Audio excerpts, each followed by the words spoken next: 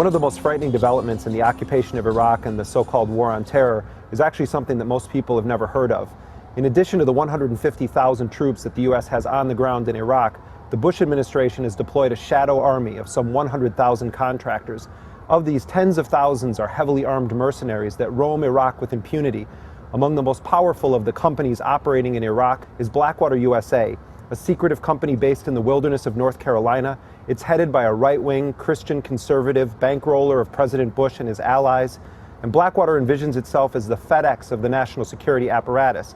But the reality is that Blackwater has become a prime player in the war on terror, and nothing short of the Bush administration's Praetorian Guard. Cover, you got more coming.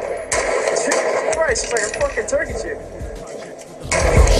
I would like to raise my children to grow to be soldiers, but then a general would decide when they like to over. Blackwater USA largely operated in the shadows of the U.S. war machine until the morning of March 31st, 2004, when 4 Blackwater contractors were ambushed and killed in the Sunni city of Fallujah, Iraq. Their bodies were burned and dragged through the streets, 2 of them hung from a bridge over the Euphrates River. For most people, it was the first that they've ever heard of private military contractors operating in Iraq. That was the Mogadishu moment of the Iraq War. In many ways, it was the day the war turned. Unlike Somalia, when the Clinton administration pulled out, the Bush administration initiated a massive revenge attack. They laid siege to the city of Fallujah, killed hundreds of people, displaced tens of thousands of others, and in the process inflamed the Iraqi resistance that haunts U.S. occupation forces to this day.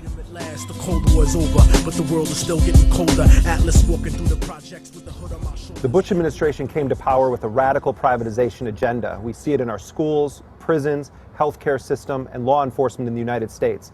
The occupation of Iraq and the war on terror have brought the greatest privatization of warfare in modern history. Blackwater USA has become one of the most powerful private actors in the so-called war on terror. It provides the Bush administration with an extraordinary amount of political cover. The deaths of Blackwater contractors and other war contractors are not included in the total death count, even though some 780 of them have been killed in Iraq. Their injuries don't get calculated either. Their crimes don't get punished. What you have is a revolving door.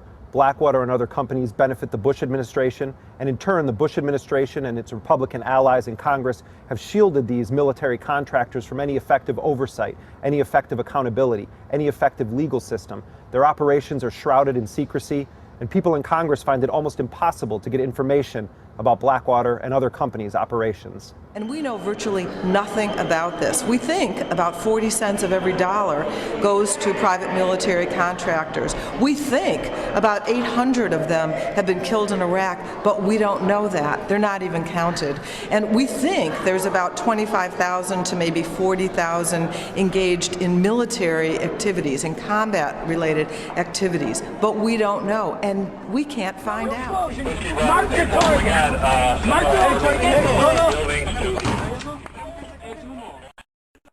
Blackwater USA has 2,300 men actively deployed in 9 countries around the world. They have an additional 20,000 contractors at the ready. But while Blackwater has operated in Iraq and Afghanistan, the company increasingly has its sights set on deployments inside of the United States. Blackwater setting up a new facility in Illinois, another one in California. I was in New Orleans in the aftermath of Hurricane Katrina, and I saw Blackwater mercenaries speeding up and down the streets in unmarked cars, heavily armed with M4 machine guns, flak jackets, other weapons strapped to their legs. And when I talked to the Blackwater guys on the ground and asked them what their mission was in New Orleans, they said they were there to confront criminals and stop looters. To have mercenary companies which have operated in Iraq, Afghanistan, and elsewhere in the war on terror, essentially declaring themselves above any effective laws, now deploying on the streets of U.S. cities, should be seen as an ominous threat.